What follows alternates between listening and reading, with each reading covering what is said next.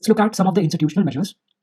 The National Afforestation and Eco-Development Board, it was constituted by Ministry of Environment, Forest and Climate Change in 1992. The National Afforestation Program, that is the flagship program of National Afforestation and Eco-Development Board, was launched in 2002. It involves plantation in degraded lands across the country. Now let's look at Compensatory Afforestation Fund Management and Planning Authority, that is CAMPA.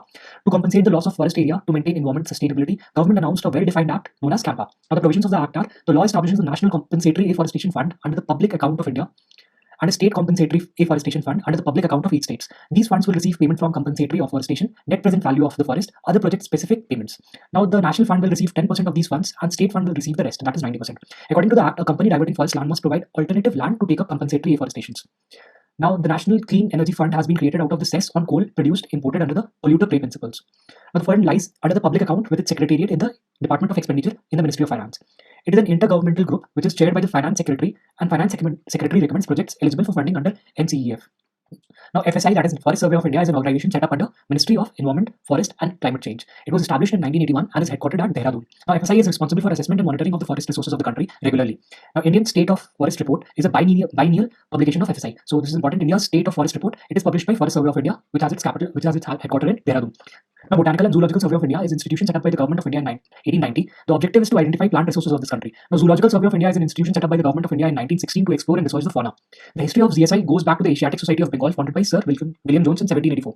It is the mother institution of institutions like Indian Museum, ZSI, Geological Survey of India, etc. Now, BSI and ZSIs are headquartered at Kolkata and comes under the jurisdiction of Ministry of Environment, Forest and Climate Change.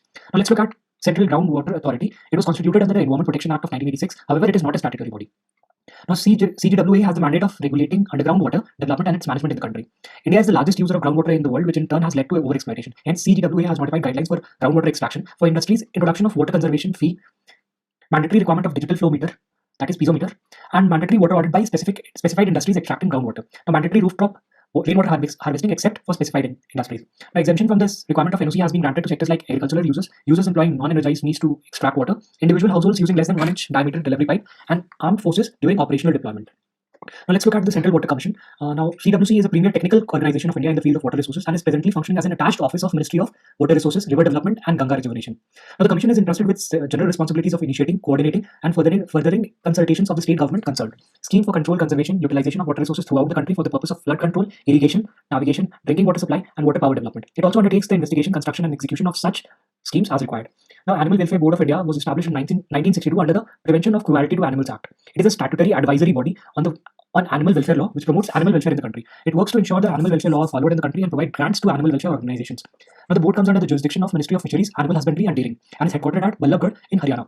Now, let's look at Central Zoo Authority. Central Zoo Authority has been constituted under the Wildlife Protection Act of 1972 and is responsible for oversight of zoos. Every zoo in the country is required to obtain recognition from the authority for its operation. Now, the power of the authority of zoo, that is the Central Zoo Authority, it includes recognition and derecognition of zoos, permission for acquisition of wild animals, cognizance of offences, grants of licenses, certificate of ownerships, and recognitions, etc. Now, Central Zoo also provides technical and financial assistance to such zoos, which has the potential to attain desired standards in animal management. Now, let's look at National Biodiversity Authority. National Biodiversity Authority was established in 2003 to implement India's Biological Diversity Act. It is a statutory autonomous body and it performs regulatory advisory functions for Government of India in issues of conservation, sustainable use, biological resources, and fair and equitable sharing of benefits arising out of the use of biological resources. Now, NBA checks biopiracy, protects the indigenous and traditional genetic resources. Anybody seeking any kind of IPR or research based upon biological resources or knowledge obtained from India requires prior approval of NBA. Now, no person who has been granted approval shall transfer any biological resource or knowledge associated to other except with the permission of NBA. Now, the state biodiversity boards also regulates by granting approvals or otherwise requests for commercial utilizations of biosurvey and bioutilization of any biological resources by Indians. Now, let's look at Wildlife Crime Control Bureau. Now, the Crime Control Bureau is a statutory multidisciplinary body established by Government of India under Ministry of Environment, Forest and Climate Change to combat organized wildlife crime in the country. The bureau has its headquarters in New Delhi and has 5 regional offices in Delhi, Kolkata, Mumbai, Chennai and Jabalpur. Now, it is mandated to collect and collate intelligence related to wildlife crimes, establish a centralized wildlife crime database bank and coordinate with foreign authorities for wildlife crime control and assist the government in wildlife policy making.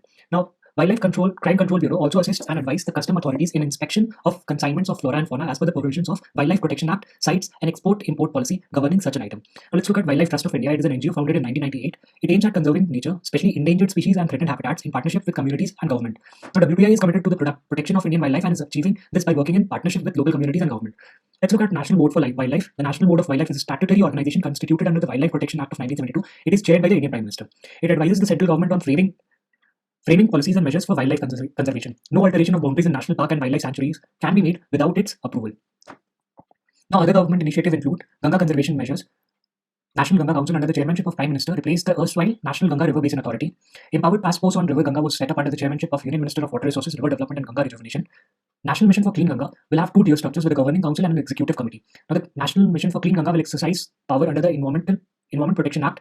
It can also fine polluters. However, National Mission on Clean Ganga will only take action in case of non-compliance if Central Pollution Control Board does not do so. Now, Namami Ganga program is an integrated conservation mission under the National Mission of Clean Ganga with a budget outlay of 2,000 crore, 20,000 crore to accomplish the twin objectives of an effective abatement of pollution along with the conservation and rejuvenation of Ganga. Initiatives under Namami Ganga include Ganga Gram Yojana, under which 1,600 villages situated along the banks of the rivers will be developed. Ganga Task Force will be created. Now, Swachh Yug campaign has been launched to make villages along Ganga open defecation free. So ODF is the target here. Now, the government, Uttarakhand High Court has declared Ganga as a living entity, meaning it will enjoy all rights, duties, liabilities of a living person. The move by High Court is a step towards generating awareness on increasing issues of water pollution. It is for the first time in India that a natural element has been declared as a legal person. However, the concept of nature having legal rights is not new and is already being practiced in countries like Ecuador and New Zealand. Now, let's look at the Green Skill Development Program of Ministry of Environment, Forest and Climate Change. It is an initiative for skill development in environment and forest sector to enable India's youth to get gainful employment or self-employment. All courses are National Self-Qualification Framework compliant. Environment Information System is a central sector scheme being implemented by Ministry of Environment, Forest and Climate Change since 1982-83. The focus of ENVIS since inception has been on providing environmental information to decision makers, policy planners, scientists, engineers, research workers, etc. Now let's look at the Green Good Deeds campaign launched by MOEF. It is a social movement to protect the environment and promote healthy living. Now, the National Bamboo Mission will be a sub-scheme of National Mission on Sustainable Agriculture under the umbrella scheme of Krishnonoti Yojana. The mission envisages promoting holistic growth of bamboo sector by adopting area-based, regionally differentiated strategy to increase the area under bamboo cultivation and marketing. Now, Lighting a Billion Lives is a campaign by TERI to promote use of solar lanterns, which are specially designed and manufactured on a decentralized basis. Now, Urban Services Environmental Rating System User is a project funded by UNDP, executed by Ministry of Environment, Forest and Climate Change, implemented by TERI. It is aimed at improving basic services like water supply and sewerage. Ecomark is a certification issued by Bureau of Indian Standards, that is BIS, to products conforming to a set of standards aimed at least impact on ecosystem. Now, the Indo-French Center for Promotion of Advanced Research launched a multidisciplinary Indo-French research project titled Adaptation of Irrigated Agriculture for Climate Change, ICHA. It aims at developing an integrated model for analyzing the impact of climate change on groundwater irrigated agriculture in South India. Now, Forest Conservation Act of 1980 was enacted to counter India's rapid deforestation resulting environmental degradation. Under the provisions of this act, prior approval of the central government is required for diversion of forest land for non-forestry purpose. Critical wildlife habitat are envisaged under Forest Rights Act 2006. They are defined under the Act as areas of national park and sanctuaries that are to be kept safe and inviolate for the purpose of wildlife conservation. While Ministry of Tribal Affairs is implementing authority of FRA, the Act identifies Ministry of Environment, Forest and Climate Change as the agency to notify the guidelines. Baira tribes of Madhya Pradesh became the first tribe to get habitat rights under the Act.